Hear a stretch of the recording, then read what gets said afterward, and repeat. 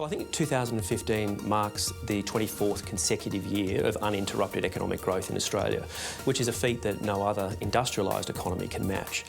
But while growth continues, the drivers of that growth is starting to change. It's a dramatically changing business landscape, and the huge shift in economic drivers for the economy means it's going to take a new level of innovative development from businesses of all shapes and sizes to continue that growth. The divergence between the mining and the non-mining states and territories in Australia continues, but now post the mining investment boom, it's the big non-mining state economies of New South Wales and Victoria that are outperforming in our business survey. Also, you've got a consumer that is still being impacted by lower wages growth, but more generally a feeling and an anxiety around their perception of the elevated cost of living. But at the same time, there are two key offsets here. First is low interest rates, and they are certainly acting as a supporter to economic activity, but also the lower currency, which is really acting as a key stabiliser for the more trade-exposed parts of our economy. So on balance, we're growing increasingly more confident that that transition to the greater strength of non-mining activity in Australia is really starting to build momentum, particularly in regards to services. Clearly, our future is heavily hinged upon our ability to generate new ideas, to be creative, to commercialise the ideas we have, and generally to sort of foster a greater culture of innovation. Now, we've done a survey recently of 1,700 businesses where we really wanted to understand their perception of innovation in Australia collectively, but also within their own business. But what exactly does innovation look like for you and your business? What was particularly encouraging in our survey is there was no shortage of innovative businesses across all segments of the economy, both very large business but also lots of small businesses. Not just in the more high-tech parts of our economy, things such as telecommunications, but also amongst small business. We found it in those parts of the economy under most competitive threat, so in manufacturing, for example, and retail. The other thing that's really exciting is because we did it as part of our business survey, we were able to objectively corral those people that said they were highly innovative in their opinion and compare them against their actual business conditions and their level of business confidence. And what it looks like is innovation makes really good business sense because typically those businesses were outperforming in their actual business conditions compared to the broader economy. For small business, the responses were much more varied. So for many small business, it was how close they were to their customer. For other small business, it was just their drive and passion within the business. For others, it was a digital platform. And I think the important answer to that is there is not one answer to what innovation looks like, but for small businesses, it's a whole range of things depending on their particular strength. But the customer-centric focus was the one that really started to come to fore. Also understanding Asian markets and opportunities there were important. Things such as opportunities through food safety and security came forward, but a whole range of things. But I think the single greatest thing was an understanding of the customer and their needs going forward. Now to retail, which is in its own era of hyper-competitiveness.